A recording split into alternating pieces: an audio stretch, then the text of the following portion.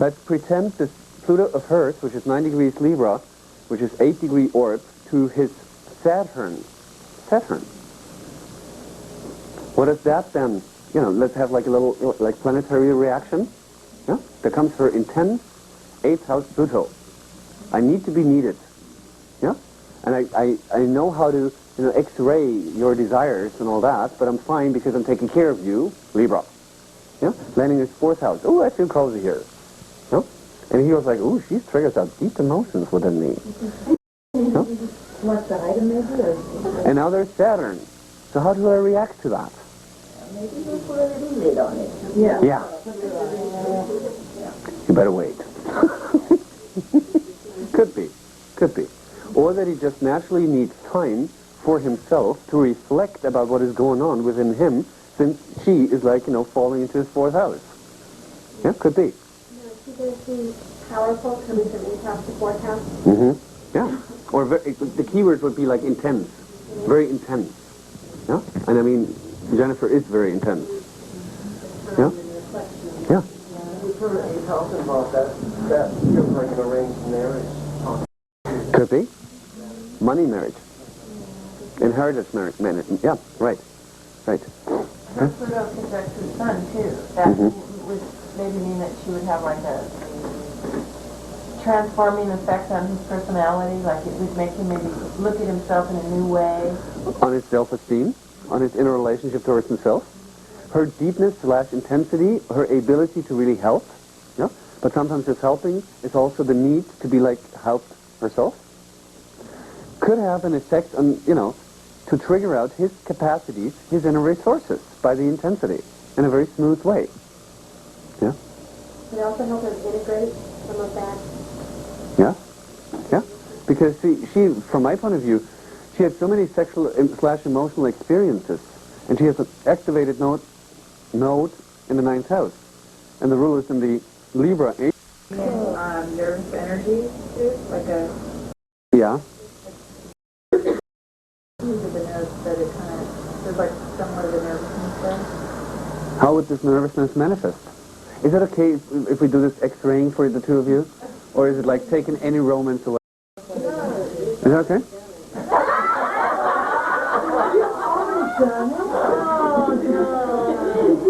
I'm kidding.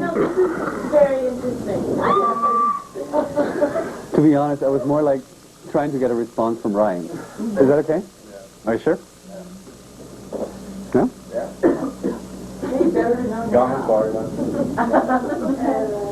No, because when you say yes, your eyes go to this side. Yeah. Okay, thank you. Now we saw his intensity. Did you see it? Yeah? Thanks. Okay, so now her, where are we? Her South Node Taurus lands in his 11th house, coming from her 3rd house. And let's embrace her Venus, the ruler of the South Node, coming from the 7th house. Let's, you know, integrate that too, which lands in his 2nd house, Leo. So, did you get it? We focus now on this one and this one. After we have exposed her Pluto coming from the 8th house, landing in his 4th house. Doing great. Doing good. No, I don't like it. So when she came with her emotional intensity, you know, landing in his 4th house, feeling cozy, him feeling like, you know, very, you know, ooh, there's something, whatever it is, and, you know, needing some time and all that, her South Node coming from the 3rd house, landing in an Aquarian house, 11th, with the ruler Venus landing in his 2nd house, coming from her 7th. What did they do? Or what does she do? South Node did do. Coming from 3rd house, landing in 11th. No. Would it be that there are shared ideas and their like-mindedness helps validate who he is? Yes. Yes. Very much. That what she's talking about, yeah, is very much helping him because of being like-minded, 11th house, and her ability via just talking. He starts to objectify 11th house. Yeah? What she is saying, 3rd house. And her kind of strength, Leo, Venus, to give or to radiate something if she wants to. Yeah? Then she's able to validate something within him that makes her feel good in reaction. Venus in Leo house, yeah? In 7th house Leo, she gives in order to get a feedback. And there he is, and has like his 2nd house, all of his resources, yeah, is Leo, feedback, resources. Make the other one feel good. With the sun, his sun, in the 4th house again. Make her feel good. Yeah? So they have a very positive effect of one another. Make sense? Yeah? It's uplifting.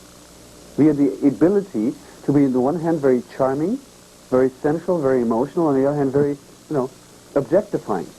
Very, yeah? Good? Good. So we got that 3.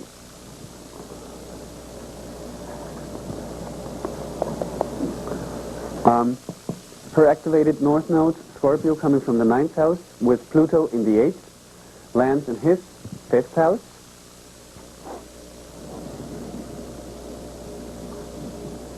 Right on his Mercury. Yeah? Yeah. Right on his Mercury. And the Pluto again coming from the 8th house in her 4th house. See, I'm doing that so boring step by step like, but this is like, to unfold a story, a kind of a bottom line. And then after that, one can be creative.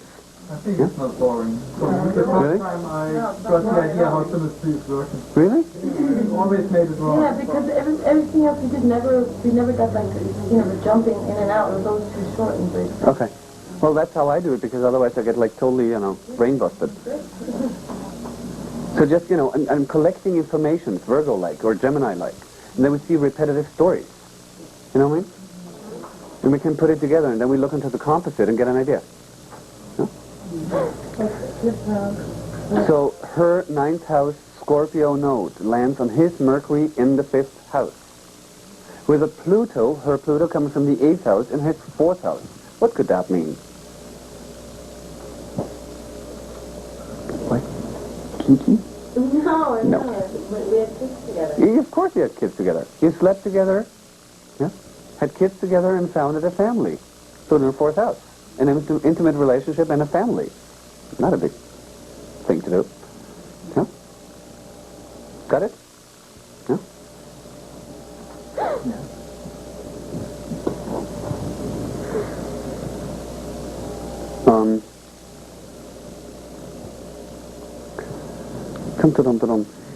Now, because there's the T-square in both cases, what we see just in the individual charts, both need to learn to become, to revalidate what they naturally have in order to survive. Yeah? So then integrate it in their personal life. Jennifer, very much into the outer world. Ryan, very much into the outer world. In order to feel emotionally secure, to help others, yeah? Those kind of things. So I would now, in a reading, be focused that her resolution node, which is the node in Taurus, which is landing in his 11th house, yeah? With a Venus in the 2nd house. It's the main orientation helpful for Jennifer, because it's her resolution node. Oh, by the way, what we need to integrate in her case, because we integrated his Uranus, she has Saturn T-squaring the nodes. Yeah? So we would also have to integrate her Saturn, coming from the 7th house, T-squaring the node, where landing in his chart. Yeah? Which is in the 2nd house. Is that by degree? Second. Yeah? 2nd house. 2nd house Leo. Conjunction the Sun. What I see here, I might be wrong, is that, keep in mind, hold on, that Jennifer in previous lives, relative to the social expectation of family/society, very often had to define her survival, yeah? By giving birth to babies in order to be physically sustaining, monetarily safe. Yeah? Can you see that? Or, in order to, we could phrase it differently, in order to not be judged as a, not good wife. Yeah? To as soon as she was in love with someone, to then, make sure that the family structure was designed in a way as social expectations were, i.e. having children. Yeah? Or, in her case, very often when she was forced to marry someone, by her father, for instance, that her natural instinct was not able to perceive or conceive a baby because there was no natural liking the other partner. Yeah? Which might... that you could not conceive a baby when you couldn't, be with the other partner, when it was totally violating your emotional body. Yeah? Which would probably sometimes have the effect of enforced sex. Yeah? Could be. Or enforced pregnancy. Enforced conception. Her chart, yes. Only in her chart. Only in her chart. So probably feeling quite well being around Ryan. No? Who's charming, who's giving, and da-da-da-da-da. But sometimes she had different kind of motivations. Huh? I always have the feeling that you came more like sometimes from a poor family. Yeah? That there was always like a status quo difference. I'm sorry. Forget about this thing. For Ryan, the resolution node is coming from his second house, landing in her seventh house on the Venus, with his sun on her Pluto in the eighth house. Or what we also could do, and what I do in the reading, when preparing one, is that I now would integrate where Ryan's Pluto polarity point, which is in his 10th house in Aries, yeah, where that is landing, meaning that his Pluto polarity point is here in the second house. Yeah? Via the comparison / friendship / relationship, whatever kind of thing, he has a chance to also activate his self-responsibility, yeah, to feel emotionally secure. This is her third house. Oh, Yeah, he's Pluto's in her ninth. yeah, but in his chart it's in the 10th. Oh, right. In his chart is in the 10th, and then it comes down to the third house. Yeah. So by that, being together with her, like in friendship or whatever, a way of that is then also to bring it like into communication. Yeah? Or via her way of communicating, there is something activated too.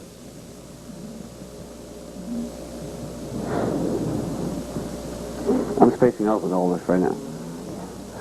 Let's have a look onto her Scorpio moon, coming from the 9th house in Scorpio, landing in his 5th house, 12th degree. The next aspect it's making is Mercury. Is that right? It's Mercury.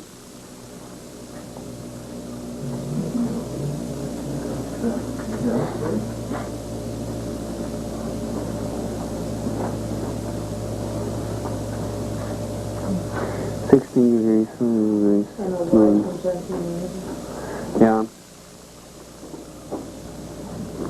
Would her emotional nature be heard? Her emotional nature is hurt. Is hurt. Just by the very nature.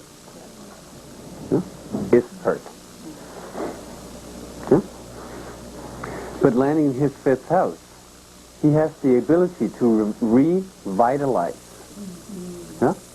With a depth, Scorpio, with a kind of strength, 5th house, with his way of communicating, which is very often just purely essential. Mercury in Scorpio does not want to, deal with crap, just like Jess. Huh? Mercury in the 1st house in Scorpio. Boom. Yeah? Take it or leave it. Yeah? No bullshit. No chitter chatter. Yeah? But that's good for her. Because he does have the ability to give a certain kind of uplifting feedback, yeah, for her emotional body. Because of like-mindedness relative to the story of, emotional fracture or emotional trauma, yeah, brought into from previous lives. That's a very good way of the both of them revitalizing each other. Yeah? So she feels well being around him. Yeah? But with her Venus, so. The only thing that bugs me a little bit, but I don't get an access to that, is that we see a wide Mars, that her Mars conjuncts his moon, and that her moon conjuncts his Mars. And look what happened.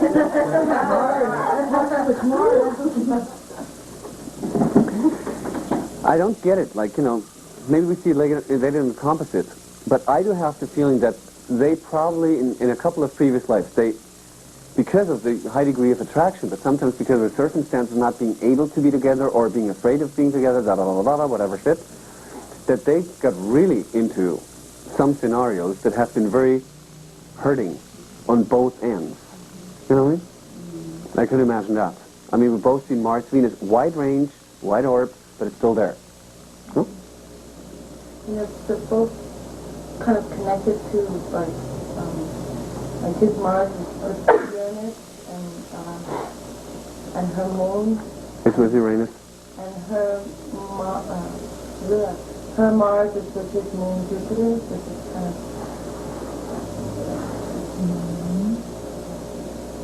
I'm toasted. Me too. Me too. There's something in that. If anybody else can figure it out. Well, what we see, I see that there has been separations in previous lives. Yeah? Or that very often a dynamic of like-mindedness made a sexual kind of thing where then a child was born, but he wasn't allowed to be the father, or she wasn't allowed, whatever. Yeah? Oh, I know what I saw, the emotional distance, moon, Jupiter, Mars. Yeah. And then the emotional, actually, the other one. Like they could have maybe stayed in a relationship, but there's emotional distance in the moon, Mars, and Uranus. Who put up the distance? Who's the one in the relationship who creates distance? I'm thinking about the fact that she does been a rival, maybe because I'm such a romantic, but a Ryan had to actually fight against a rival, and one of them got killed over him. Oh yeah, now I got it. Yeah. Yeah. True. Yeah, we like a duel. What do you say? Couldn't you see that Mars, which is in Ryan's fifth house, so it's in his house where he gets his own power, and that is absolutely conjuncting with her MC, that Hold on. he enforces her status. That who enforces whose status? Ryan's Mars. Yeah, I got that. Who's enforcing whose status? And, Ryan's Mars is here, coming from the fifth house, landing on the MC. That's what? that his power is Rising her status. Absolutely. That's why I always have the feeling that, he was very often more coming from a rich kind of family than she did. She had to get married into a rich family to not have to be a prostitute. Yeah? So here's a scenario that they're at some, fancy party, and some derogatory remark is made against her. Exactly. Pull out yourself. Right. Yeah.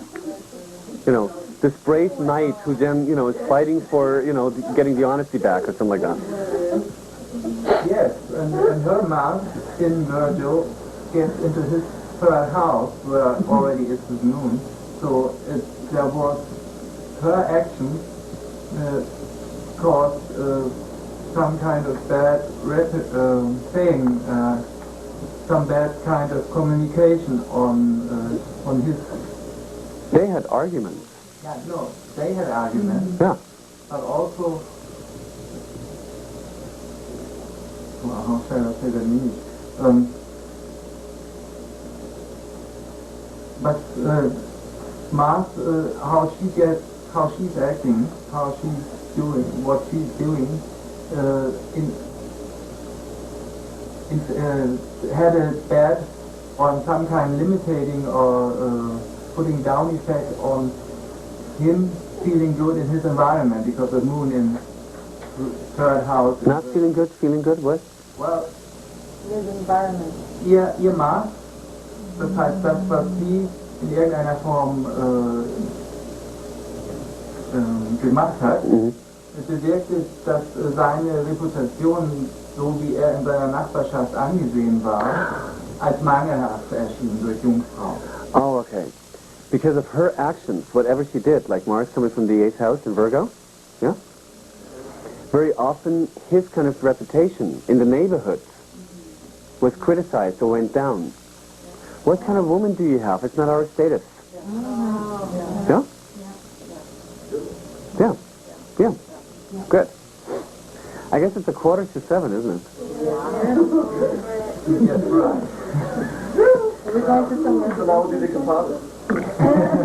Right on. See, in synastry, I don't go through to resolution. I first look into the composite chart. Yeah? I do see that her evolutionary intention to, revalidate her life, re-empower her, to then integrate it in society, is very much like what he has to do. Yeah?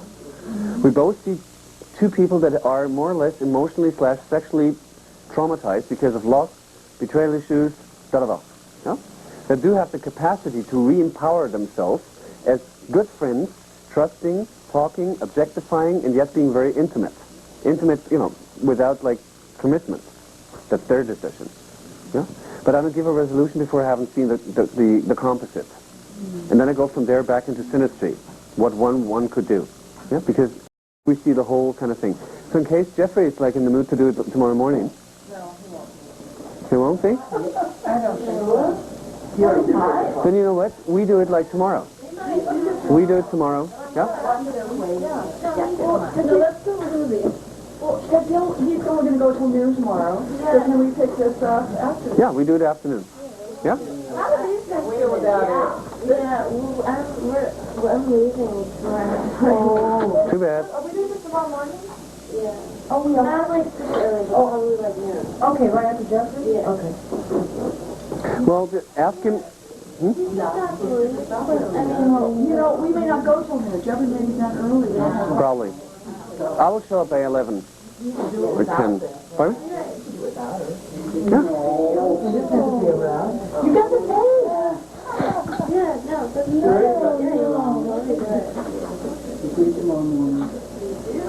so facial expression. There's some resistance happening. Uni, do you do this when people are brand new in a relationship? Do people come to you this new? No. Because it, in a way it feels like we're putting a needle in their balloon. Is it? I mean, it's like, to me, Well, I think it's just like showing what has happened before, and that there's a lot of like-mindedness, and that they're both able, as friends or lovers, to re-empower themselves.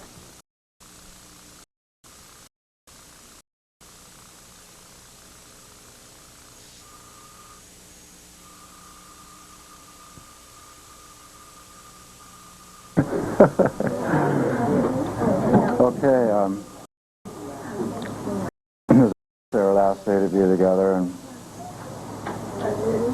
what I like to do on the last day in any school is just basically do what we want. So that means you can review anything with me, any question, so we can just do that. Whatever you want to ask me. So. I'd like to do some charts. Okay. What kind of charts you want to do?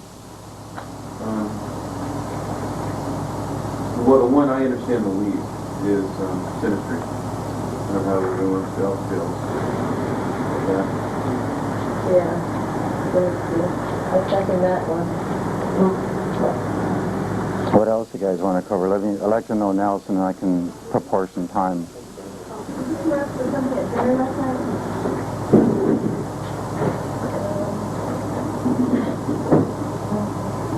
So that's all you guys want to cover is the synastry? Yeah. Okay, well, how do you want to do it? Do you want to take charts out of the class, or abstract, or? We started last night on working on Ryan and Jen, and we got to as far as the overlay on each other. Maybe go further in that, and then we didn't get composite. Composite? Yeah, They're both still on the board. They're still on the board. So that would be easy to go there. Yeah. Why don't you review with me the dynamics you guys came up with between Ryan and Jennifer? What dynamics did you uncover? Hello? Well, what I remember is Jen's made up. Oh gosh, okay, gosh, this is so much information. What he said.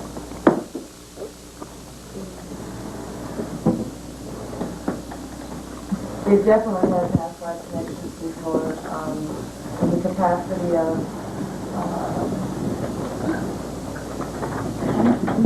many different scenarios are covered as far as the different connections. I'm just trying to think of one to tap into. They come together to help re-strengthen each other from past life traumas and wounds, those experiences. Now in the context of having the support in a positive way, that they can both help at this point start healing those wounds. Okay, that's obviously one dynamic. What else did you guys see? Because it's ridiculous to go in the composite until we have...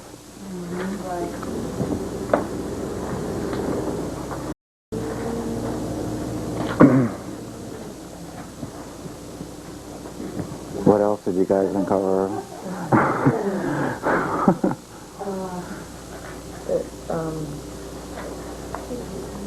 It's like they were drawn together, because they immediately felt this sense of familiar, being familiar with each other, and that she sensed this like deep emotional strength in him that she was drawn to, and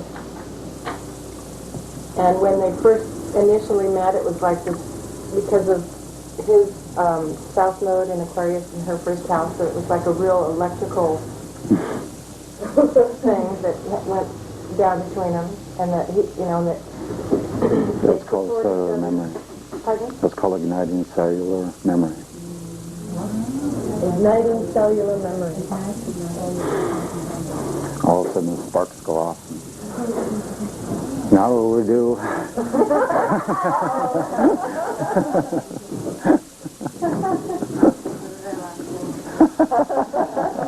Your life. Go ahead, I'm sorry.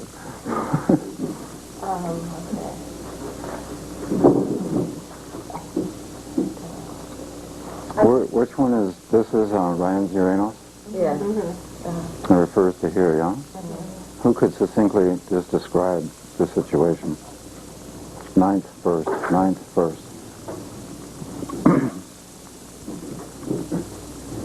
Well, like minds, they come from the like-mindedness. They share that in common, which is a real common bond and common ground to now further each other's evolutionary process and a combined effort through each other. That's a real solid base there. But there's a tendency from the past for Jennifer to disconnect because of certain circumstances or whatever, and Ryan's jealousy being triggered up. Let's go into detail on that. And What would be the triggers?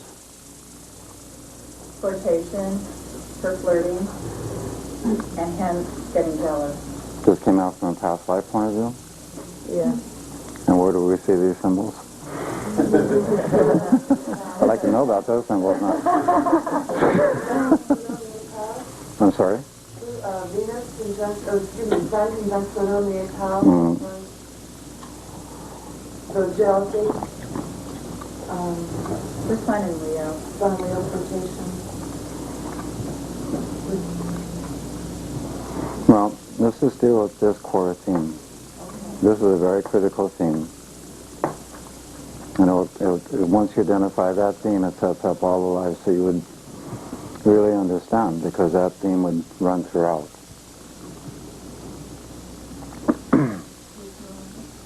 Fish, when you re-emphasize it by putting Ryan's Pluto, also in that house. Physical body. Who's talking? Oh. I'm just trying. I mean, physical body. I mean, the first house, South Node.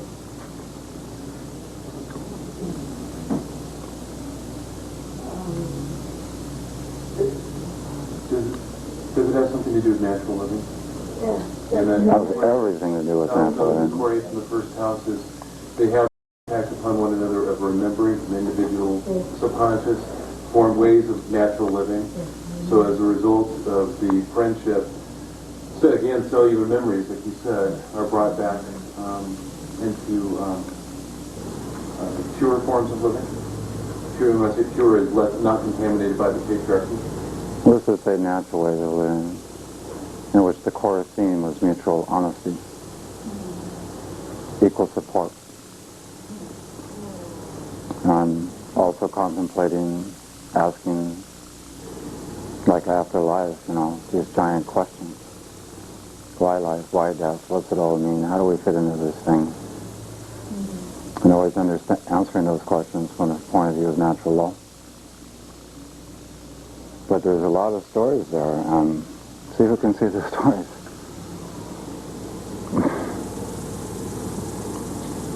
Because see, right away when you have that combination of symbols, I don't care what chart you saw it in, those two people have an underlying feeling that they're simply naturally good for one another.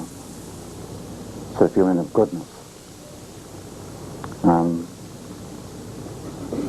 The kind of love that would be manifested life after life would be a very natural, pure, innocent love. From the point of view of a white perspective, it would be called romantic, or romanticism. It is very playful love. You know what I mean by that?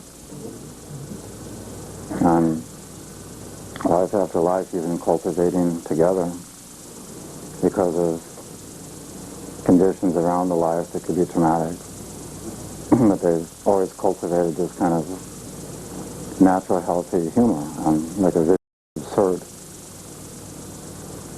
because of the nature of traumas and or crises. And that's a nice component to have in love. And it was never like a teasing, or putting down kind of humor. It was the kind of humor to relieve the intensity of the moment, like popping. The theme of equality is another primary theme here. Each other's realities are to consider co-equal. Not who's more important, who's less important. Therefore, the roles of giving, receiving, so on, have been totally equal. And essentially, the theme in the past is where each of them wanted to give to the other, without even thinking about taking. So what that means is that they've already learned, not just together, but through extension, that there's a thing called the purity of giving. Just to give without any other motives behind it. Just the purity of giving. Because that's been true, they've learned together. That they've learned, in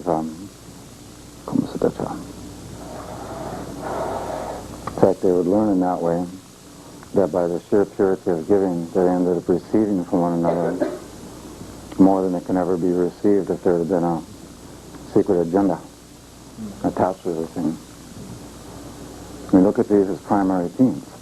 And it's a love that is based on friendship. That means how intimate they set free. They gave each other the freedom to get as intimate to each other as it was appropriate to the moment, and not to some kind of rule how it should be. Yes, absolutely. Based on naturalness.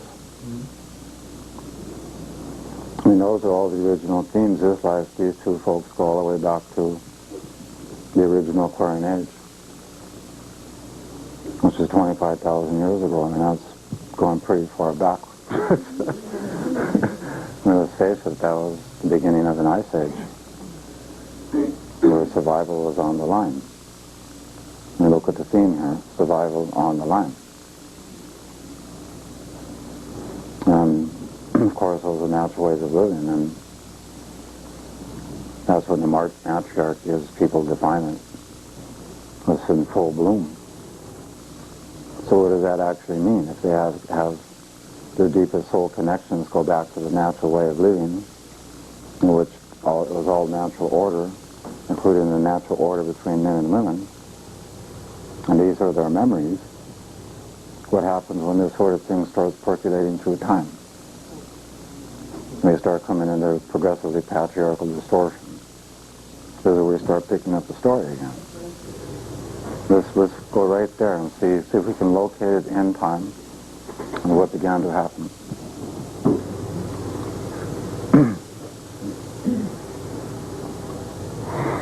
One or the other would have maybe separated from each other due to that overlay of conditions? Wrong. There was never a conscious choice between them to separate. Okay. There have been circumstantial scenarios that have enforced separation. Okay, that's what I meant. Let's go this route.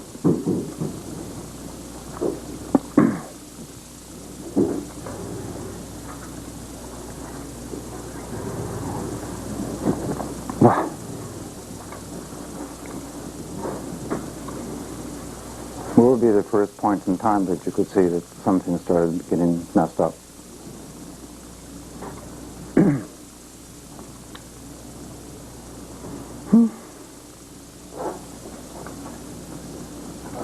I see that there was in natural living, there was another group of people, Uranus, who ninth house tried to convince and convert through Scorpio means, meaning to be like a torture or a murder, or I'm thinking somewhere along the lines of Inquisition, that sort of... Way before then. Pardon? You're right there, but this problem begins way before, historically. Would it be Egypt around the Egyptian times? Yes, go with that. What's your intuition tell you? Yeah, I mean, I have pictures, like... Go for it. Those little pictures are there for reasons. Why those pictures? Yeah, well, just the fact that Uranus is squaring Venus in the Libra house, and then Scorpio south is like, with the patriarchal overlay, you know, coming through probably on prostitute or the royalty and art classes being separate. Now you're having some bleed through problem, but you're on the theme. Let's imagine a scenario where both souls were placed into a condition of enslavement, let's say Egypt. And taken into enslavement as existing partners. And of course, in a typical enslavement scenario, everybody's separated. Now imagine a scenario where a husband is forced to view wife being subjected. This sort of thing. And then imagine, given what's all come before, now imagine Ryan's reaction. In an enslavement scenario. Who can see the reaction? He's killed for... Beyond anger. Beyond anger. Meaning he's actually lost his life. And Prost was trying to defend. That's trauma. Can you say that again? Which part? Last time He tried to defend her to stop the scenario. And does that represent a skip step as well? And the reason I get that is his Uranus, the ruler of the South, is conjunct her moon. Okay, her moon rules the 6th house. So I see, here, the 6th house slavery. I see how he could see her, the witness, Uranus, he could observe her enslavement, and as a result, his Uranus squares his nose. So he would pick up from there, having the cellular memories of this trauma. That would be one of the traumas that he would still be carrying within him. Is that right? That's extremely accurate. And see, this is where some of the complication comes in, because remember, Uranus correlates with projection. Given the fact that all the original life here is just like more than heart to heart. It's like two people operating as one kind of love.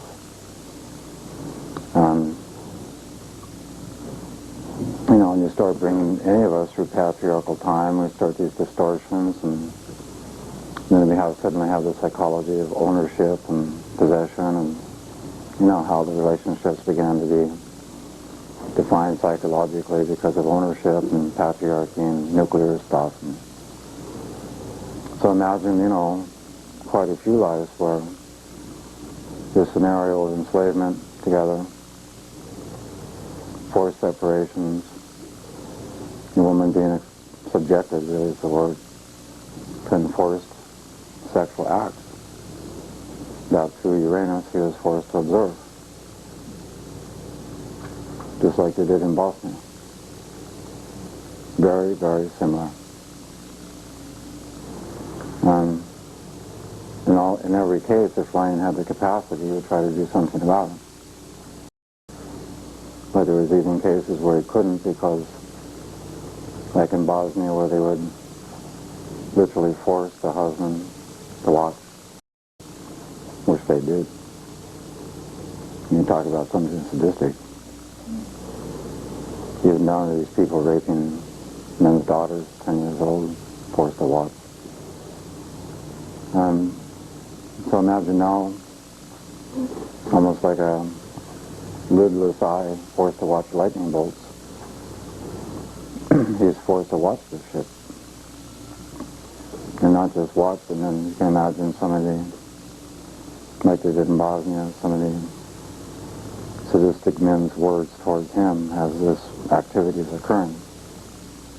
You see the complications of the trauma. One of the problems that comes out of this is, let's face it, when a sexual part is stimulated, it has no choice but to respond sexually. And that's just a fact.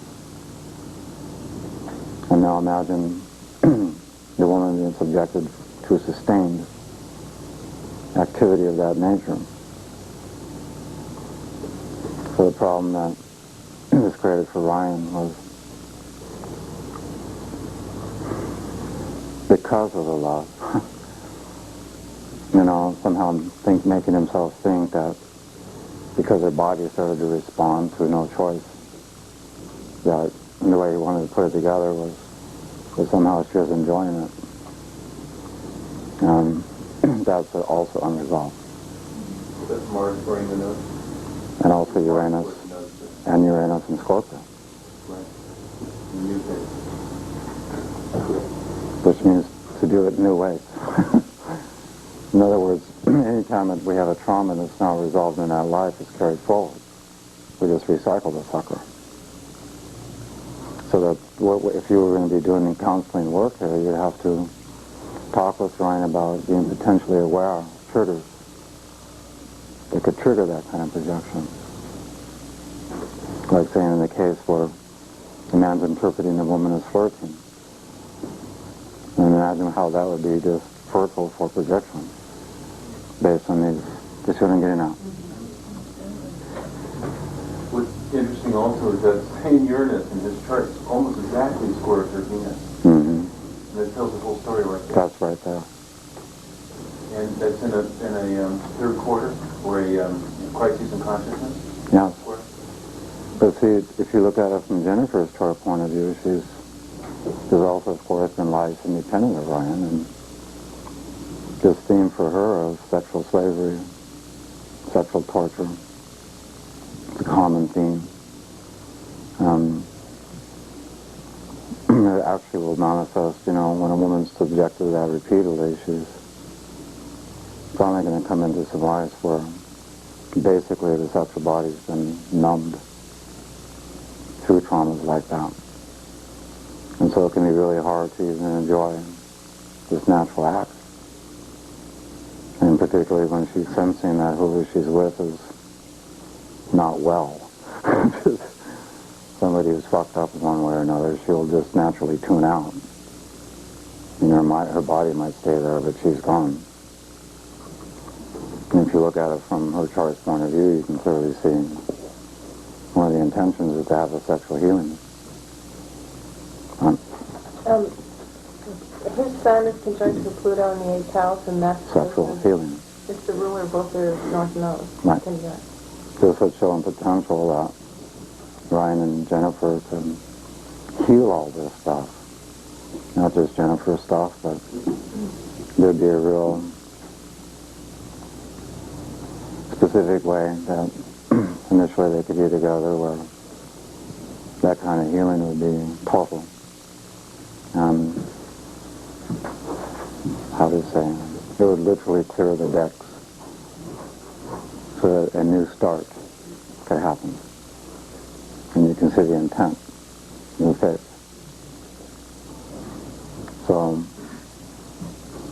the way that healing would occur, I mean, I can spell it out to you if you want.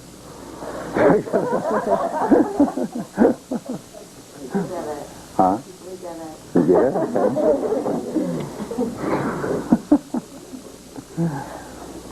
Why don't you just share a little bit with how you understand how to create that healing? What would be the initial? Well, we talked about it last night after the reading because it was pretty emotional, and we knew, when we met, that there was obviously, some intense connection, and so, we just agreed that we wanted, keep this friendship, and just keep living, ordinary now, we were just gonna, write one another and, let the friendship evolve into whatever it evolves into. Well, that's a great initial plan, but in terms of the sexual aspect, there's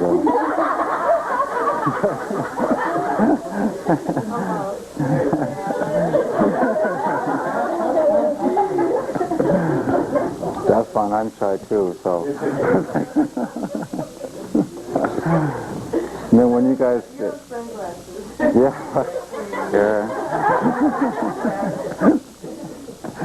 when you guys are ready, write me. I'll let you know. But it might be beneficial for their class too, and we'll just make it non-personal for the moment. When you come up with these sort of deals in your work, and you see that one or both partners have had that kind of sexual trauma, indicating that in the current life there's an intent to heal it. So when that's the observed state, then the way the healing would start in this case, think in terms of Libra connections, the healing starts with reassociating touch. That's where it starts. The way that's done, in the beginning, there's no sexual contact at all. And the way it starts is just two people laying down together, looking deeply in the eye, bindu,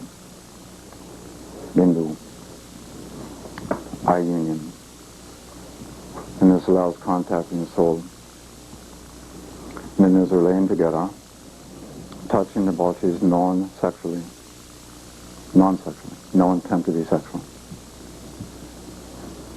And this begins the process of reassociating touch. In that first stage, which goes as long as there's no set time, but there comes an instinct in a moment. But in this first stage, this will have the effect of igniting these things called cellular memory. And at that point, follow the chart here. Remembering that Uranus connects to brain. So what then happens is that as these memories start getting ignited, they surface to the interior brain. And at that point, brain is like de facto movie theater full of these memories. In this case, the memories will be obviously very brutal. And therefore necessarily a lot of rage, pain, tear. Necessarily so. This is part of getting it up and out. So it goes like that in the first stage, X amount of time. And in this case, because of Jennifer being utterly dominated,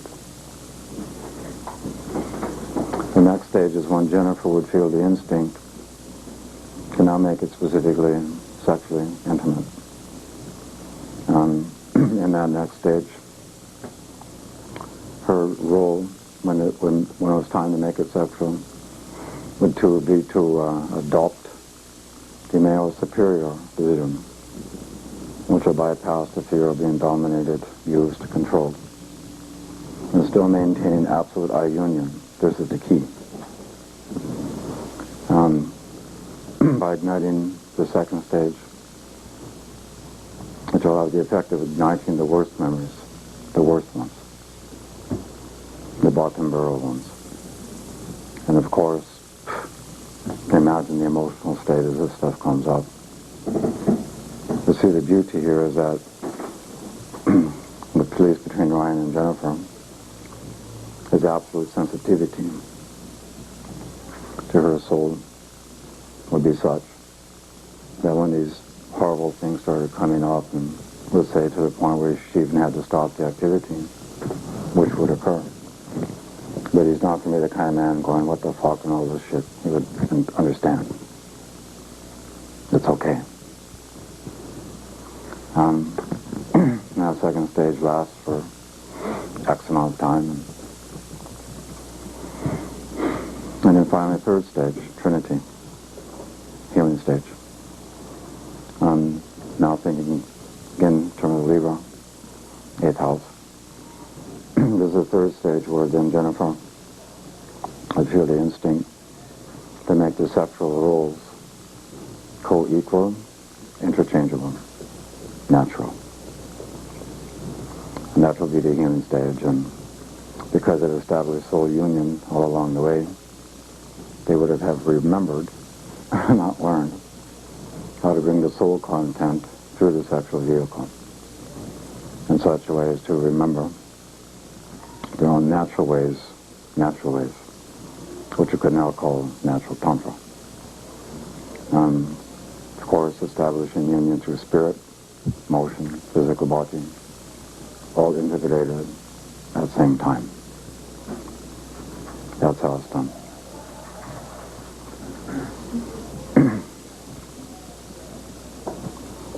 Make sense?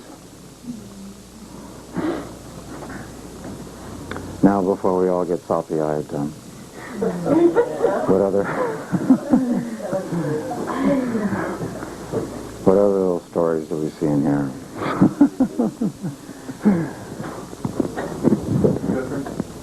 I have a question that I've been wondering lately. It's like, why would a soul choose lifetimes of in this case, forced sex, rape, mutilation, all the horrible things that can happen to a person. And there's got to be a starting point, and there's got to be a starting point, and in this story, the starting point I could see is that feeling shame over one's own sexuality as a force of being raped in front of the partner, which would bring up lifetime after lifetime of going down this spiral of intense and deeper and deeper shame over one's own sexual response. And then there's, and then there's another instance. There's somebody you and I both know who, as a young boy, was sexually molested by the mother. And I could see that being a karmic necessity to recreate the right, to bring back the right use of sexuality, as shaming, so out of the cataclysmic event, the proper use will come back. And so that would be a karmic evolutionary necessity. In the case here, as I see it, where there was an initial shaming, it's harder for me to understand. I want to get to the point where I can feel that there is no such thing as victimhood. That everything happens, creates everything. But for me, in this instance, it's more difficult to understand how this isn't purely just a horrible act of violence that was brought on not through the karmic necessity, you know what I'm saying? I'm getting better, where I can see a lot clearer, feel a lot clearer that, how this happens. But in this one, I don't understand it. Follow what I'm saying? In the story that we just brought up, two people living naturally. The ultimate answer is that, you have to train your brain and eyes, so to speak, to look different. And we have to remember that God is the origin of all things. And God is that which is responsible for evolution at every level of reality, every possible form of creation. And with respect to Earth, we have to remember that God knows the entire plan. That goes beyond anything that our human brain can imagine.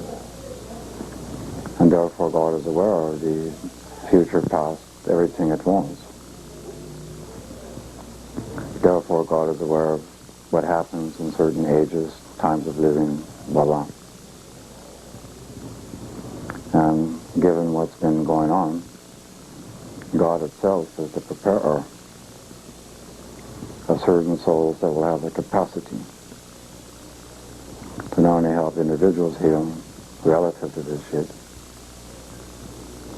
but ultimately promote the healing of the planet. So in this case, certain souls are chosen to have to experience such things in order for them to know the pain of the distortion. So that when they are ready, in evolutionary terms, based on their own actual experiences, not bullshit, they are then able to help. It's for this reason.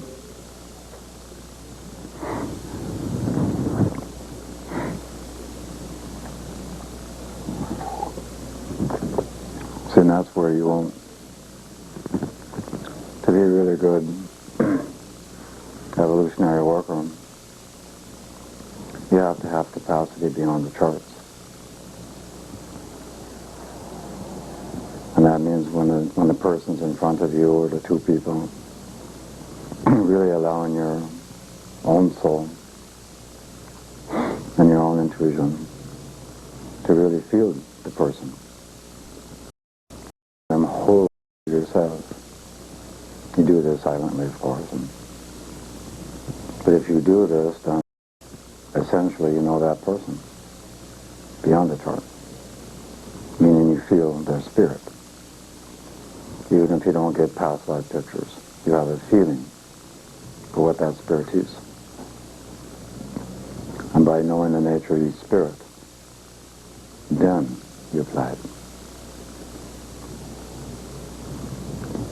And I would just say that, because all of us here in America, that really learn to trust your intuition. You know, for those that have a need to rediscover your own intuition, it's no different than, you know, if I want to make my body strong and I do a push-up or something. The more you do it, the stronger you get. And so intuitively, if you want to re-energize your intuition, have it become a constant, it's just a matter of simple practice, like learn to ask a question, let it stand in your mind, consciousness as a question, resisting all that brain temptation to answer from an analytical point of view. You hold the question in your consciousness, and when your intuition operates, the answer to the question will simply show up. There won't be a product of analysis whatsoever. Not 1, 2 equals 3. It just shows up. Out of the silence, there it stands. That's your intuition. So if you learn to retrain your brain like that, you'll be amazed what happens later on. And you're totally coming from here. I know it's boring, Katie. She's snoring. But that, and especially now with Pluto and Sagittarius, is what it's for. You know, and if you do that for yourself, you're going to have a much different way of living. How you respond to life versus react, it all shifts. And when you bring this to your work, it just starts to happen automatically.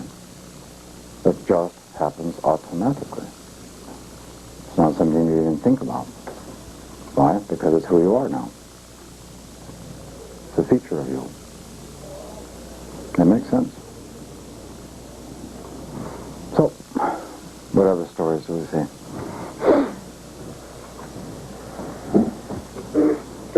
Tell the difference between intuition and if you get a lot of, I get a lot of my intuition in images. I also get a lot of fantasy in images, like particular ways to just things that I just like concocted in my imagination. That's called daydreaming. That's different than intuition. But I Intuition is when you want to know something, not to imagine something. Think about it.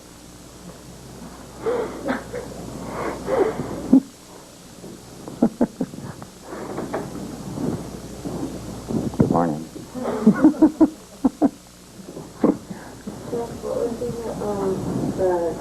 With the moon aspects that I have, my Mars is right on his moon is right on my moon.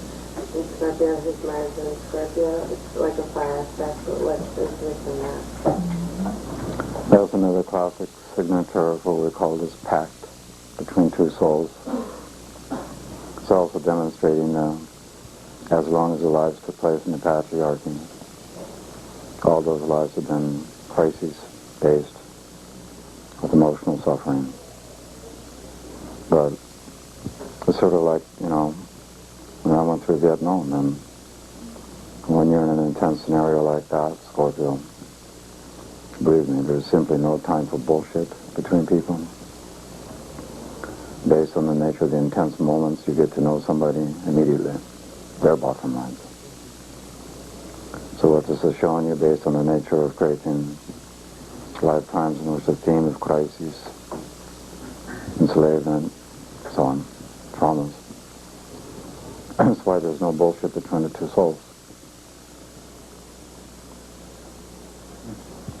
But again, it's also part of this larger preparation that I was alluding to.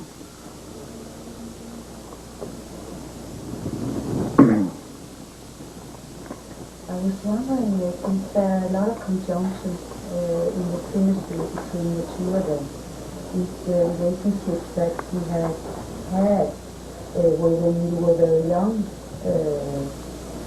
because a lot of trinity charts that I've seen had like signs and stuff, and those were people who were older or who stayed together for a very long time. I don't know if that's kind of the key as well.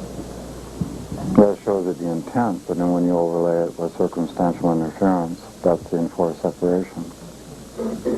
But what also you're picking up, there's a whole series of lifetimes that nobody's seen here that connect to India, connect to Nepal, connect to Laos, Burma. And in many of those lives, based on the nature of culturalized them, i.e. the beginning of the caste systems and the arranged marriages and the truffles and all this stuff. And so you've also had a series of lives where their souls were promised to one another through parents. Arranged marriages. But even in those contexts, relative to caste systems, somehow they'd always be in the lower caste, the untouchable. So even there you see disdain. From somehow always being the, you know, how do you say, the lowest point on the totem pole.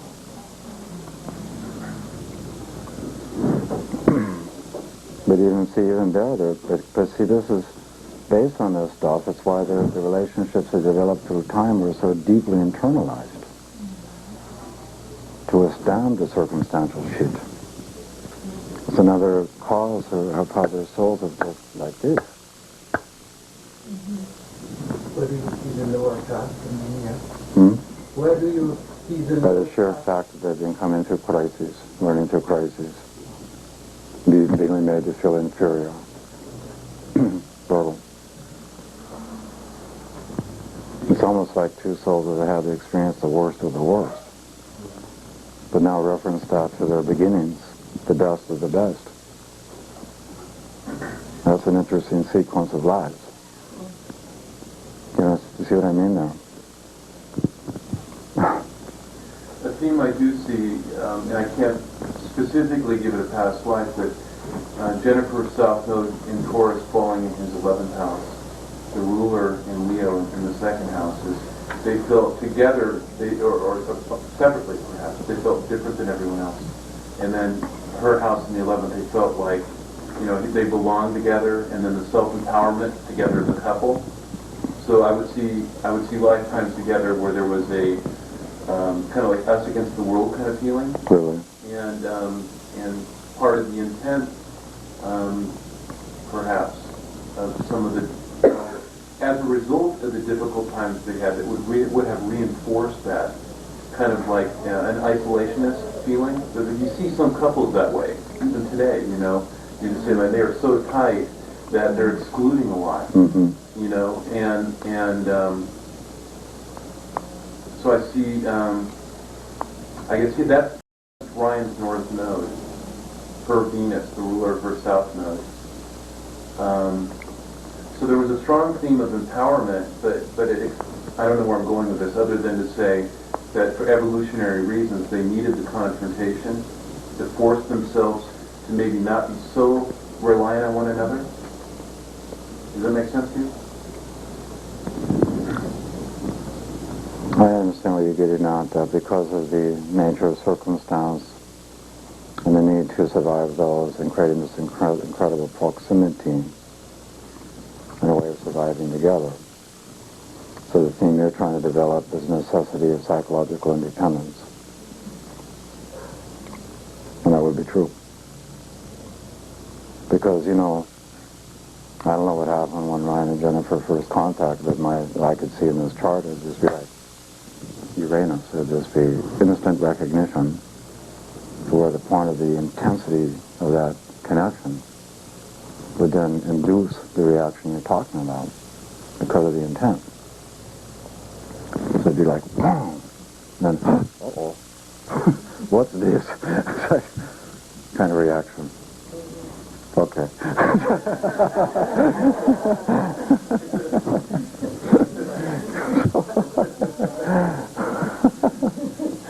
And that's why. But you also see this issue that I alluded to a moment ago in the symbols you pointed out. Of coming to the patriarchy, and we start getting into this ownership business. See those symbols you pointed out? Mm-hmm. And then the projection. So that's part of what the subconscious memory is about too. That's part of the resistance? No, that's part of what... No, we were talking earlier about when Ryan was forced to do certain things. Yes. And the body doing what it had to do. Right. And then because of the patriarchal distortion, and men think they own women, and right. And the projection, oh, you enjoyed this. See? That was part of that. You also have seen that they have been members of the upper class because of the Pluto, Sun, and 5th house emphasis.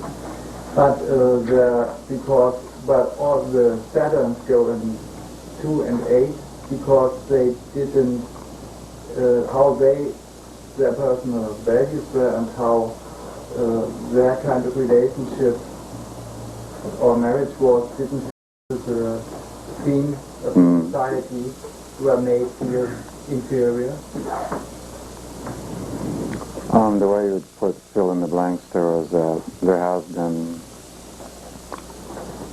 one life, just one, in which they were born into royalty. But see, this is how it's going to also connect to Ryan's problems with certain father figures. Because in that scenario, born into royalty in those sort of times. This was in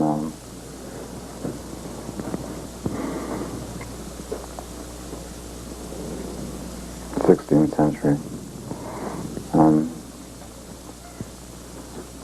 When there was great strife between England, France, Spain.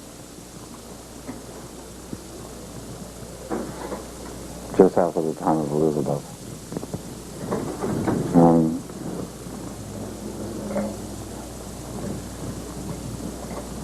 So in any case, I mean, Ryan will be shocked by this, but he was online to inherit the throne. But only if he conformed.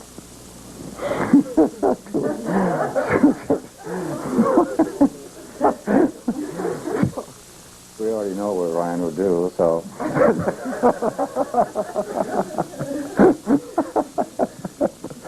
Especially given all the brown-skinned lives he lived.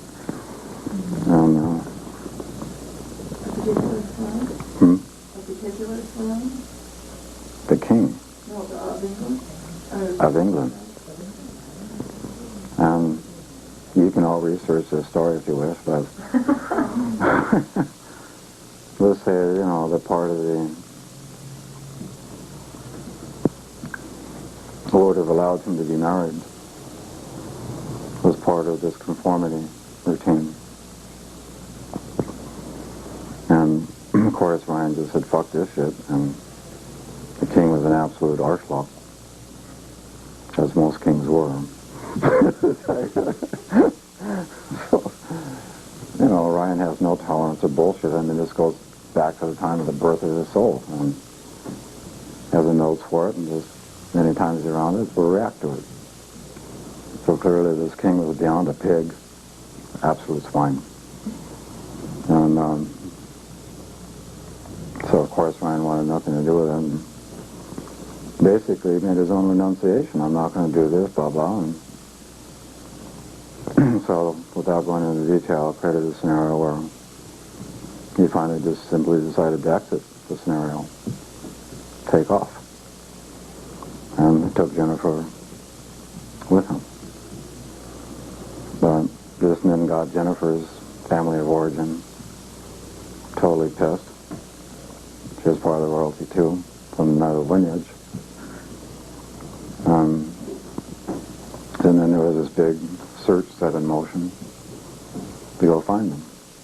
It's somewhat like the story of Braveheart. Although you see the variations here, but the theme.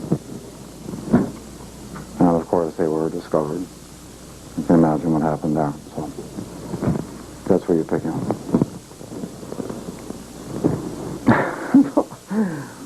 Astrologically, what's interesting about that is Ryan's south node in the 8th house of inheritance. Jennifer coming in with her south node in the 11th house, being the influence with him that helped him separate, individualize, be more who he is. Conjunct her ruler in Leo, his North Node second, which is like to reclaim his own royalty, as being true to himself and not seeking the inheritance. Right. Because the actual reward was Jennifer.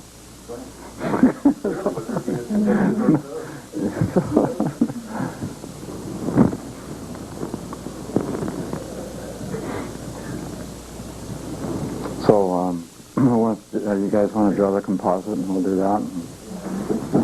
Let's have our smoke break.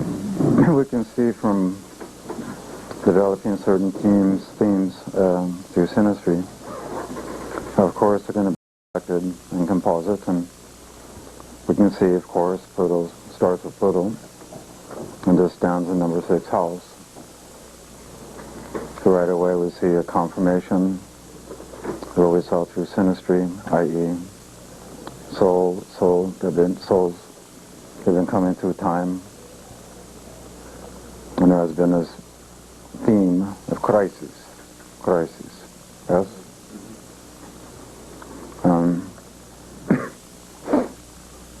It's normally stated by Pluto's position there, but Mercury and Saturn itself, Virgo. So you see this repeating theme. It's restated in South Node and Pisces, number 12th house, which then refers back to Neptune standing in 8th house. Remember these themes that we were developing? You see them replayed here. It's pretty darn stark, isn't it? Like black and white. And you see the linkage also to natural way, Neptune and Sag. Yes?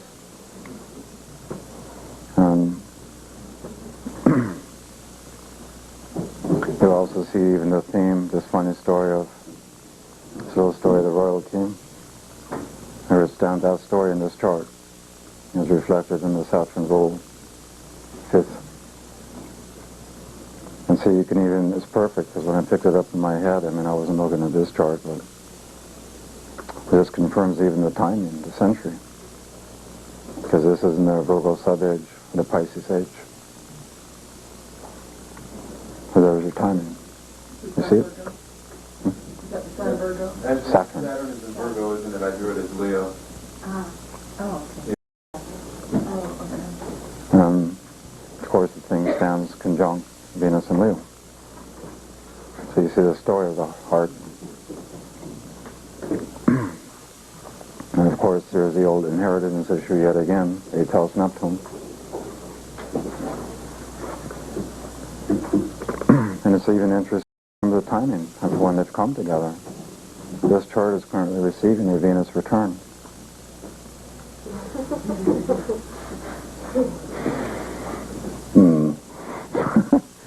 Otherwise, we should not underestimate such transits. But see, that's a good thing for you guys to know in astrology is to really look when two people first come together, what planets are actually serving as a timing. Because whatever the nature of those planets are, in this case Venus, is showing you what the underlying spirit is between the two people. And this is a Venus thing. Like Cupid.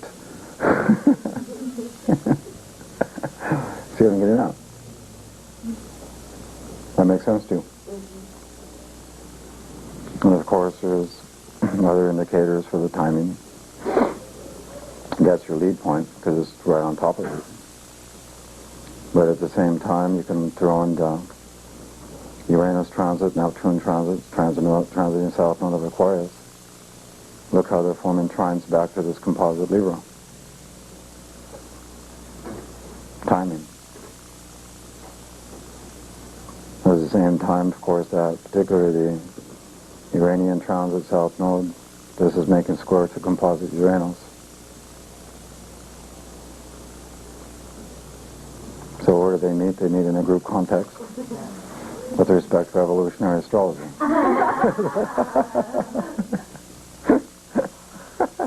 that thematic enough? I mean, that's called graphic.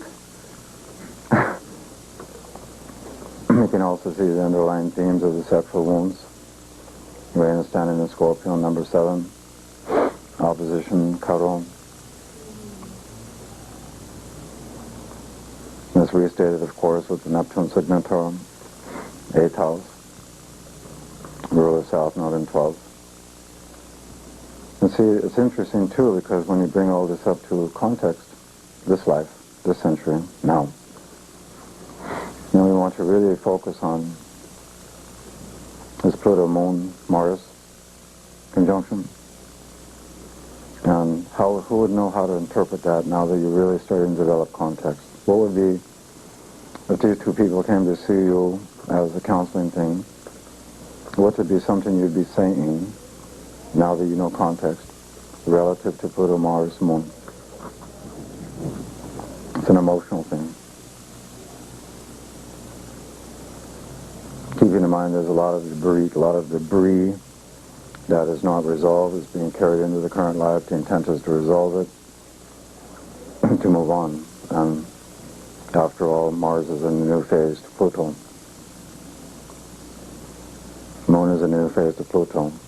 Moon is in a balsamic phase to Mars.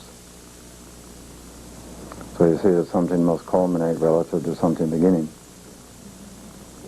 relative to existing emotional pattern, psychology. that which has not been resolved before.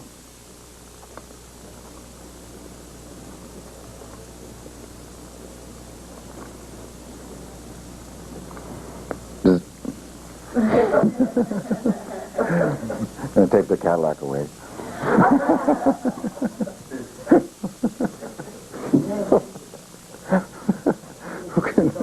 Who can see it?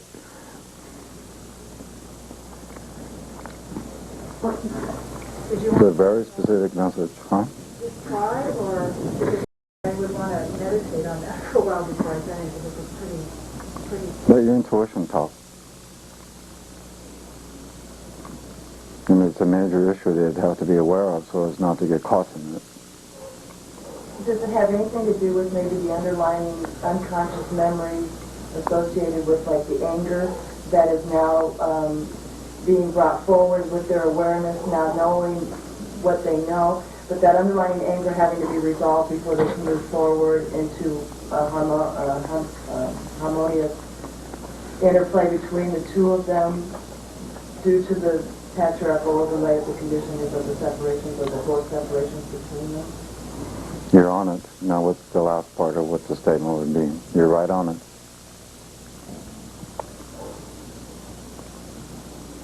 Think in terms of current life, current circumstances, the very nature of which could have the effect of triggering old emotions. Knowing that, what would be the words of counsel? They need to have a lot of communication and verbalizing how they're feeling at all times so that they're not projecting out their own internal thing onto the other person. True, but it's also to be simply aware that because of current intent, that the souls will create circumstance that have the effect of triggering. Okay. You see? Got it. And how they would know that is that when an unresolved past life issue has been triggered via circumstance, it will create a disproportional Libra. Proportion in Libra, astrology is Libra, proportions. Remembering Libra has a connection to extremity. So it would create a disproportionate response relative to the exact stimulus. So when it became disproportionate / extreme, then they'd have to remember, oh yeah, this is something being triggered from another time, in order to sustain the perspective, Pluto, so as not to get lost in it. Another very good thing to do when you see this sort of pattern, which would be in perfect conformity to their origin issues,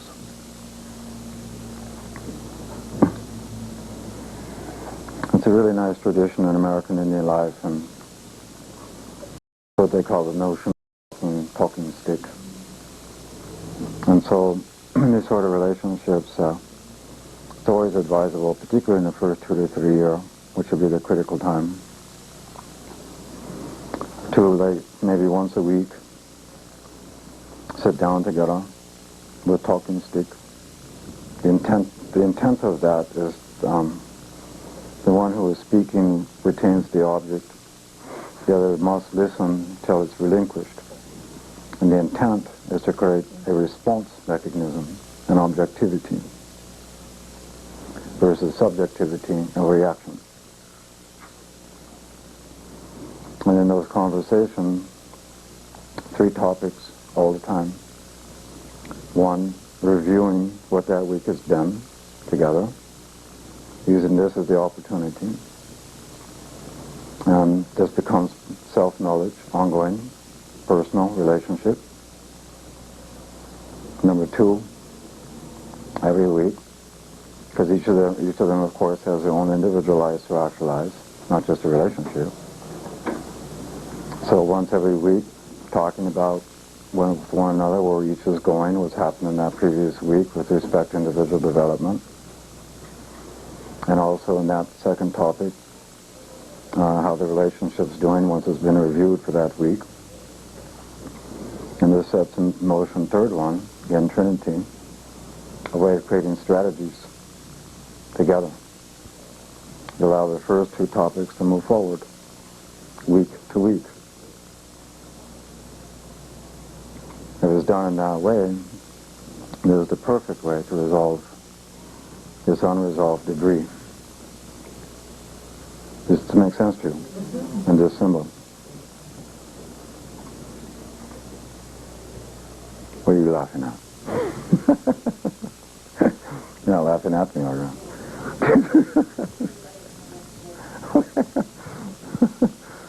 Does that make sense to you guys? So, what other themes do we see in here?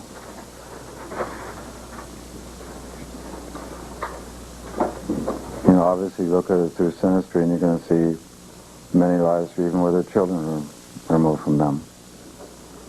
So, looking in the context of this chart, 5th house sun, Saturn, Venus. What you would say in these scenarios is that wait for the first 2 to 3 years, because that's going to be the critical time. And if your relationship is still stable then, all this stuff is relatively worked through, then think in these terms. But then what you would also tell these people is, you know, if you have one child, 5 children, every child you have will be a child you've known in past life, that you've had together, which has been a elimination or separation against their wills. Where you're going to see this is the sun, current life, sun, purpose, making almost a strong square to the Neptune, ruler of South Node. And so knowing that, and knowing that the children have been removed, well, what you need to say then is that each child that will be born with an emphasized sense of abandonment, betrayal, and security. And as a result, these sort of children, for the first 3 years at least, will be very emotionally needy. I mean, all children are. We're talking about really emphasized. That would require proximity to the parents, real proximity, as much as possible. Type of children that would want extended nursing. Type of children who would want to sleep in proximity to the parents, like the natural ways of living, not stashing them away in some other bedroom. They're literally sleeping in the same bed. That kind of security. And the challenge is for the parents to interpret this sort of behavior, because it can be very intense, especially around the 2 years age. There could be a temptation to interpret Sag as the behavior is somehow being manipulative, which it isn't. It's just a child wanting this deep need for security. What would naturally happen, keyword being naturally, if both of them could unconditionally supply Neptune those very intense emotional needs linked with this issue, then roughly around the third and a half year, each child would then begin to actualize their natural independence, but only them. Each child, any child, needs to be parented relative to their nature. This is what parents never understand. You know, if they have 5, they think everyone's parented in the same way. But in this case, if they had 1, 5, 20, each one would be born with this underlying emotional dynamic. You see how useful that could be to potential parents. So, scenario of a child that does not receive that security from the parents during that up to 3 years of age. Obviously, they're not going to be experiencing that, actualizing their own independence. But how do you see that outtake? Of that child is not receiving the security needs.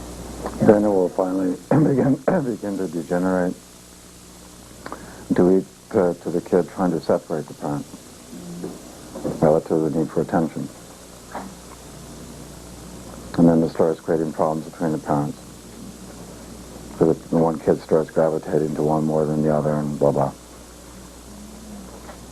And then they also, as they even get older, 5, 6, 7, you start putting them in schools, and one of two reactions typically happen. They either take out their displaced anger, and immediately see their classroom, they'll start acting out, or they totally withdraw. In turn like this, would it be good advice to parents to really respect the individuality of the child? And there would be like an unconscious desire by the parent to control the child due to past life memories of losing that child. Mm-hmm. So I mean, I could see like an overprotectiveness Yes, of the child. absolutely. And so, and also a projection on the child as well. And so my advice in this case would be, you know, each child is unique and different, and your job as a parent is to serve Virgo, the individual nature of this child. But they would do this naturally. This is where we have to remember context. I mean, these are two souls struggling to be who they are. And so they would naturally want to know the individuality of each child. It would be natural. And well, You know, overprotection, so then that would just be due to them not wanting the child to be harmed or lost. yes, in this life, they'd be, given what's gone on before, they'd be like, you fuck with this child, you're dead. Kind of attitude. Don't even get close. Like, tell him.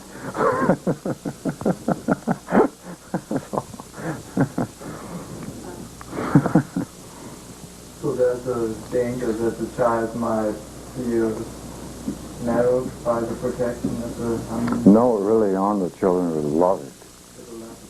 Because they'd always feel like they're in always this protective womb. You think it can... Later on, it could become problematic. Later on, it can be too much for the child. Yeah, and that's when the Virgo adjustment would have to be made. I mean, for those of us that have been parents, you all know you're always catching up to the next stage of development of your kid. You just get used to where they are, and suddenly they've changed again. And it's just like, God, raising 10 of them, I know. So what other themes can you see here?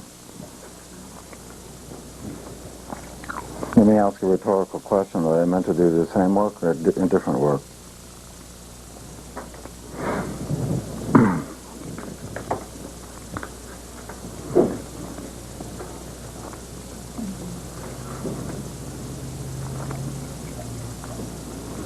They could work together in some kind of an equal partnership.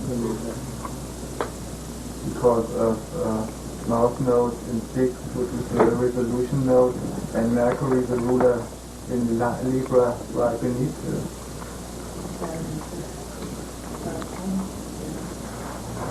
The actual answer is both and, in this case. They both have meant to have their own individual thing, as well as doing something together. So it's both and in this case. You got it.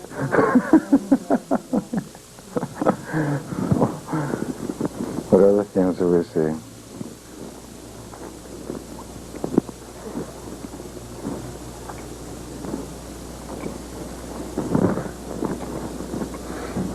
One thing you guys should know, just because you're evolutionists now, is you'll notice that via the nodes in this chart, that progressively South Node is applying to this Neptune. Yes? When you see that in a chart like this, you can tell that couple that the intent of their soul is to come together in the next life, kind of thing. I.e. South Node approaching Neptune. What this then really means is that there's a series of lights now set in motion to bring all this other stuff to resolution. That's how you read this note. And so, in many ways, what's being established in this life will then determine what those next few lives are. You see it symbolically? And tell a couple that, in a way it's like empowering the couple, because they can be really mindful, hopefully, mindful, conscious of decisions and so forth being made with that point of view in mind. See what I'm getting at? So in certain cases that can be very beneficial knowledge to share.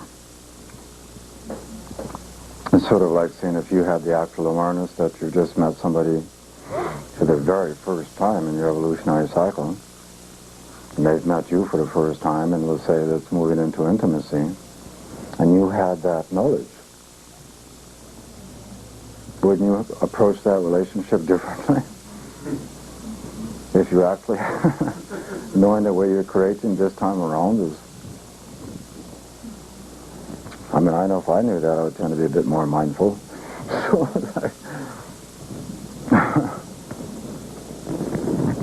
So, anything else to say about this?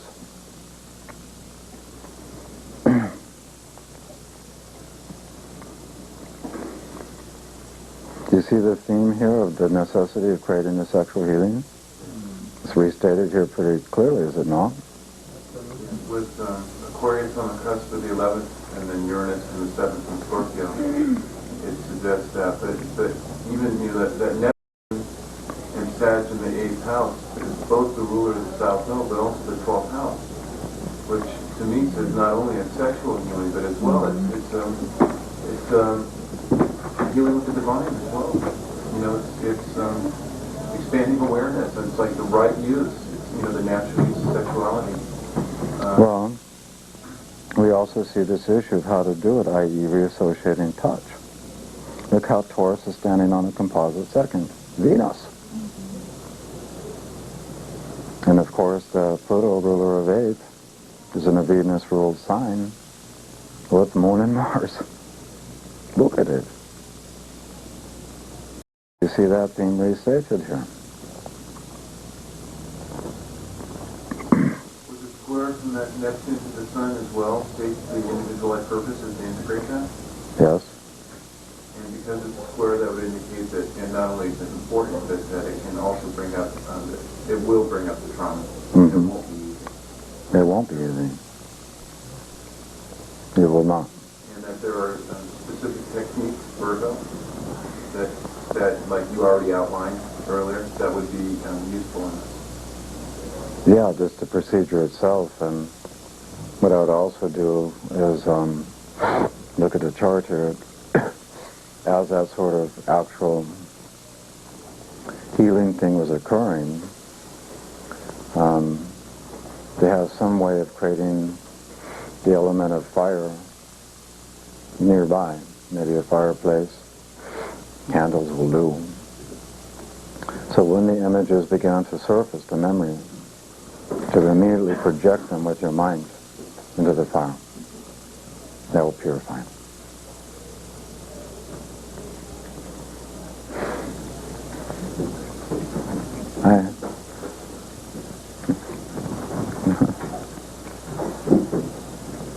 Is there any other observations you may be making that you want to get validated or checked out?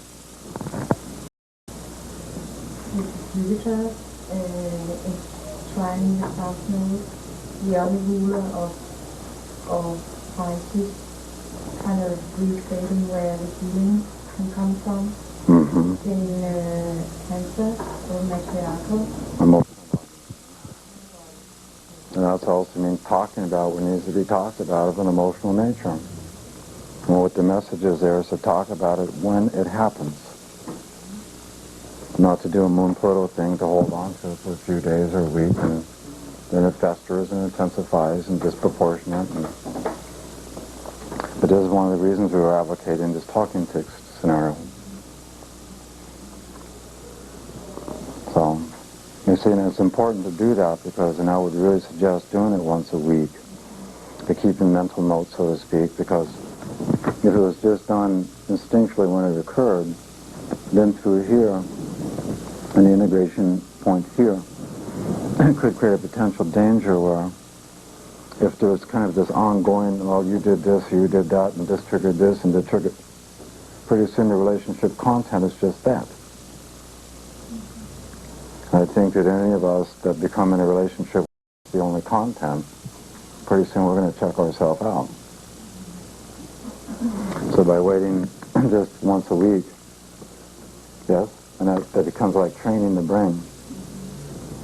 It allows for the balance of the week just to be lived. Which is in a reverse intent, learning how to live without crises. Because the deepest wistful desire that would be in the soul, just living. Leave me the fuck alone. I just want to live. Simply. Without problem. But since there is conjunct to Venus and Leo in the fifth house, is the integration of living without crisis to integrate that into their personal value systems and into their relationships would happen by crisis, wouldn't it? Initially. That's why the first 2 to 3 years are tough. Yeah. But obviously this, in combination, the root point has to be a mutual connection in spirit. Not just the spirit to their soul, but spirit. And having this be a baseline, foundation, upon which a relationship is built and based. And if they have the commonality of meeting in spirit, that's Ruina's foundation, then they will interpret the nature of anything the same way. Versus being an intellectual or philosophical odds.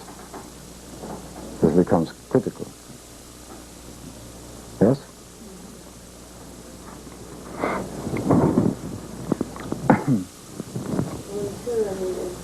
One of the things that we had talked about was to do astrology together, or, to obviously continue collaborating our ideas. And so if that was one of the things that we were doing as a unit, and then also having these other projects that we were individually, Exactly. if this could be one of the ways to, because just all the sixth house stuff, or the stuff to come through, is, working with other people, with their crises, and not having it be our own. Right. Well, see, it works you could do together through this vehicle. Because the chart like specialize in doing relationship stuff together. And the more that you develop this evolution, and the more you guys open up to your actual natures, you'll create remembrance. Imagine if you could do something so unique together through relationship, evolutionary astrology. Taking these key things you're learning now and just expanding them. I mean, this would be a magic work. Imagine if you guys developed together and you had couples in front of you in which you could show them the prior chapters in their own book. Bringing it right up to speed. And this would be dynamic. Yeah, he's like the Pluto polarity point in Aries, like healing in a brand new, fresh way together. Look at Uranus and Scorpio in the 7th, a partnership of evolutionary astrology. Mm-hmm. Working on relationships, people's relationships. Well, that was simple. But so don't you see that the neat thing God puts in this is that in so doing, this becomes a vicarious way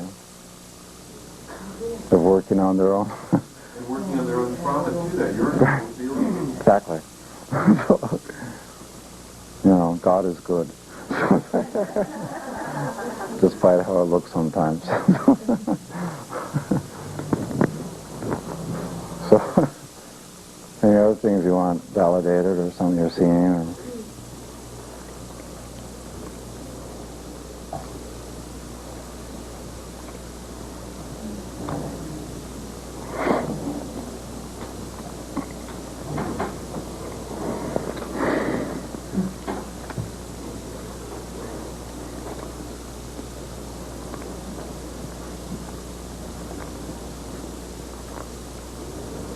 so you feel done with this one? What else you guys want to review? We can all just go out to McDonald's and...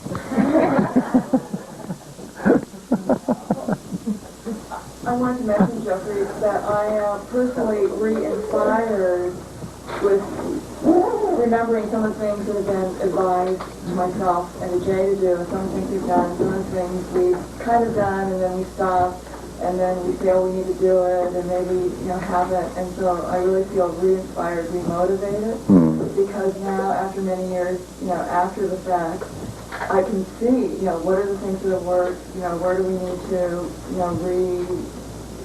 commit to things, because it does work. Right. It does. I mean, the ideas and suggestions, I mean, they do. They do work.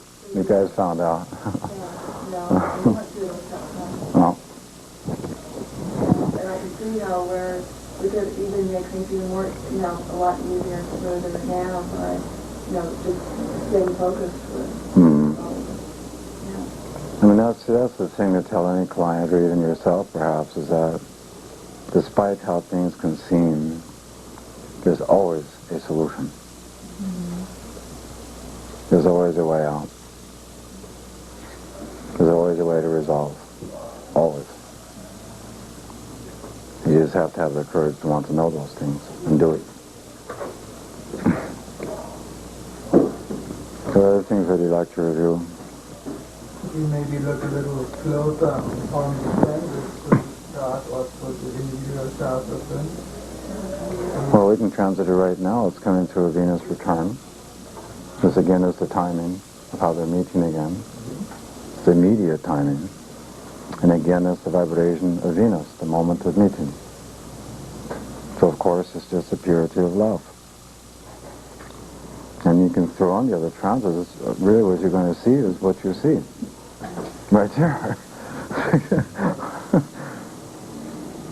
And this would confirm itself in synastry, because that's the beauty of natural science or astrology, is there's no wild card. Everything goes together.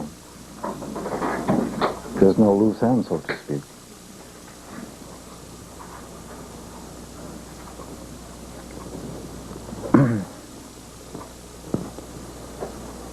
I'm yours. Those of the that we talked about the other day, and went home and printed out a bunch of them, so now we know what our nodes are to Venus and Mercury and on down the line. Do we use them in the same way as we would the nodes to the moon? Yes. Right now the transiting south node of Mars is in Libra. North node of Mars is in Gemini. You can fit that to your own case. And transiting south node of Venus, I believe, is also in Libra at this point, right around the early degrees of Libra. And the north node is, do you remember, Mark, where the north node is right now? No, I can't remember. But you can, anyway, you can just place that now in the individual chart. And also on top of it? Surely, because look what happened. Transiting south node as we speak. Right there. Mars. Timing.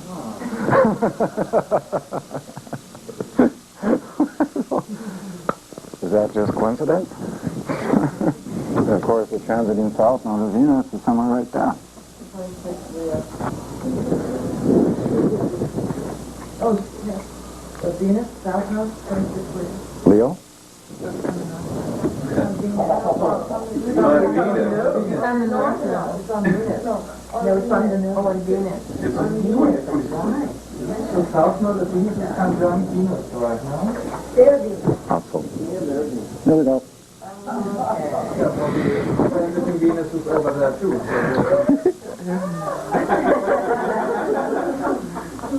Now, if you look, yeah.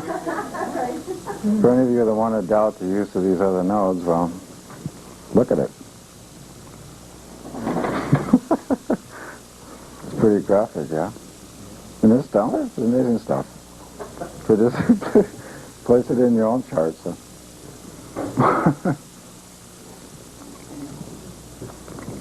Where's the north node of Venus right now?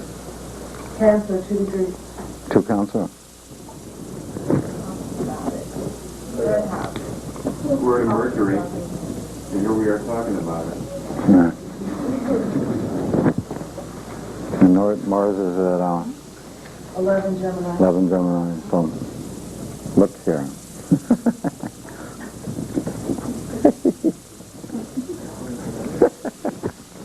Look at that. And this is going to refer back to here at the moment, see?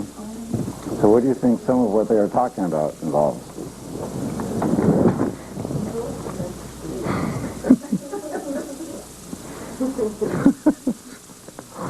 Sorry, right?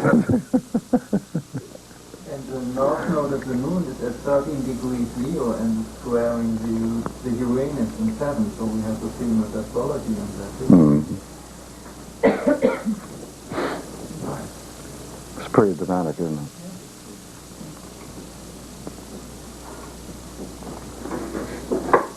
So I'm going to take a survey now, and the question that the survey alludes to. How many of us in the room feel that Jennifer and Ryan should allow themselves to go forward versus not? How many opt for forward?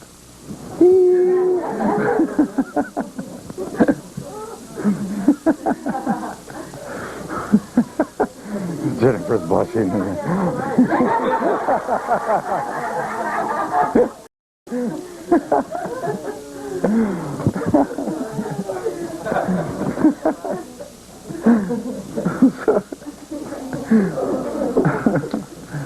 So we had a love story in the middle of it all.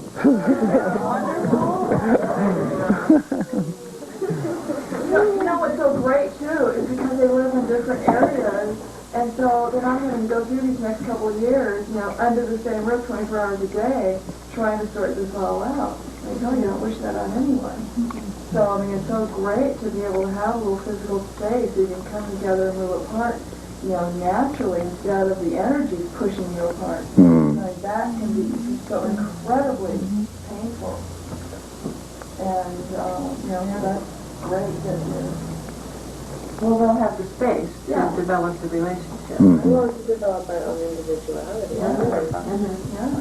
And that's the way it should be in the beginning of your life.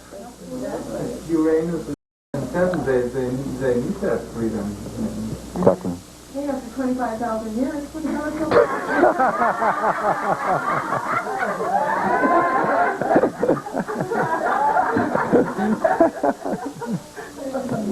Good perspective, yeah.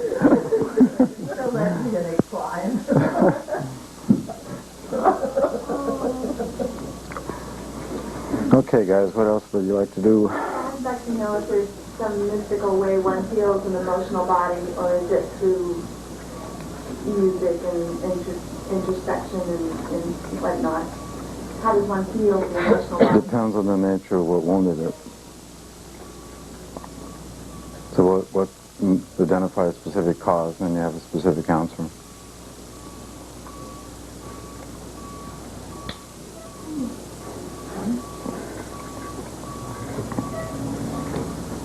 You have to identify the cause, the answer.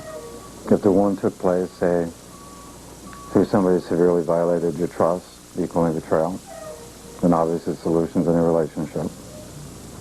It's the principle of like curing like. To think in those terms.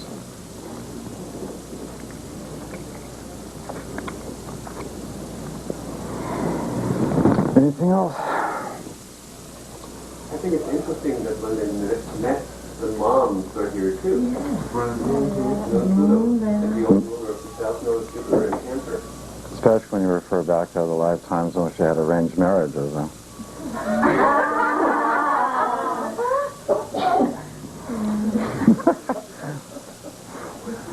I mean, it's unusual for two people to meet in a context like this, especially where the parents are written it. We should do the synastry between the moms. That'd be fascinating.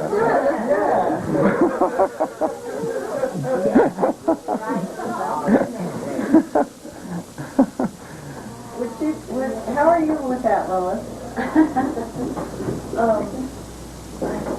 You don't know? I mean, it's up to you guys. We're not going to No. Oh, yeah, well, it'd be fine. I'm sure I'd cry. I'm gonna cry anyway. Should we take a short smoke break and throw those up on Yeah.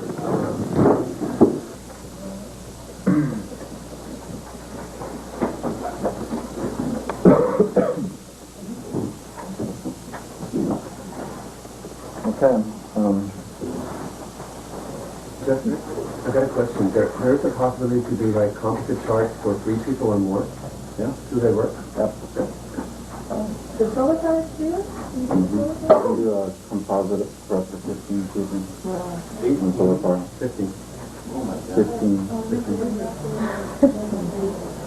Like we did one for my whole family. And 6 planets in Scorpio. Another family. 10th, 11.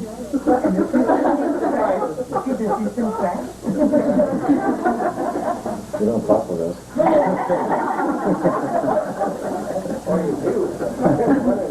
That's a unit. It's called greenhouse effect. It's funny because we took that unit to, last summer we went to that big thing in Minnesota, shopping thing, Mall of shopping mall. America. My kids wanted to go see this thing, and there we trooped in together with this composite energy, getting out, and we were just moving.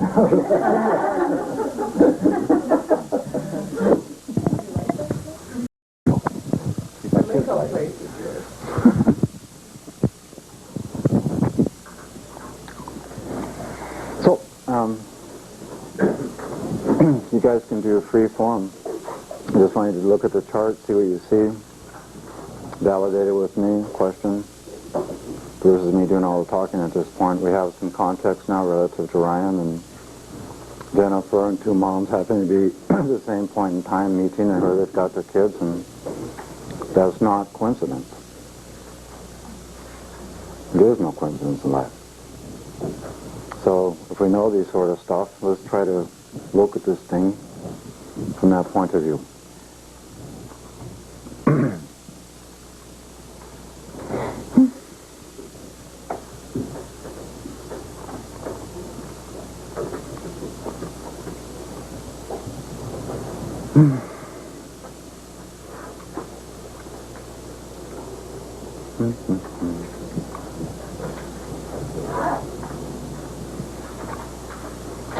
For example, how would we interpret this?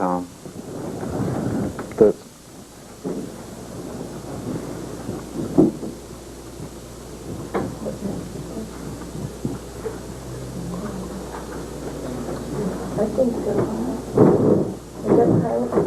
Chiron conjunct Moon, Capricorn, 5th house. Sun linked with children there, yeah? What would that suggest in terms of past life scenarios? That theme by itself, given that it's also scoring this theme. A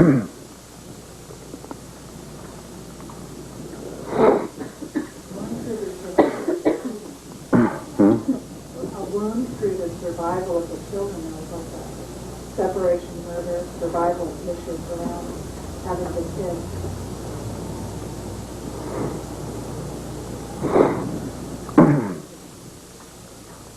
Slaves, maybe.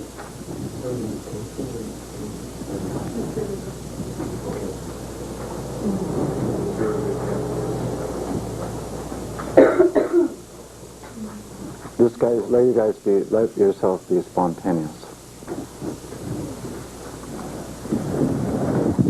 I know it's easy for me to say those words, but just let it fly. Spontaneous now. Now.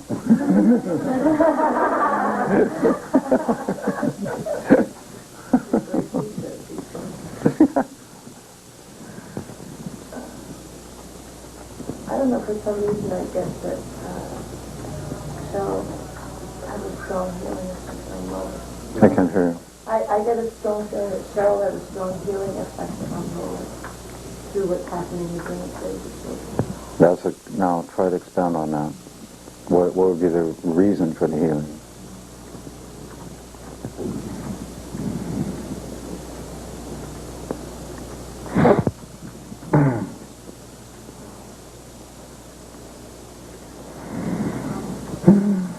Carol is Capricorn.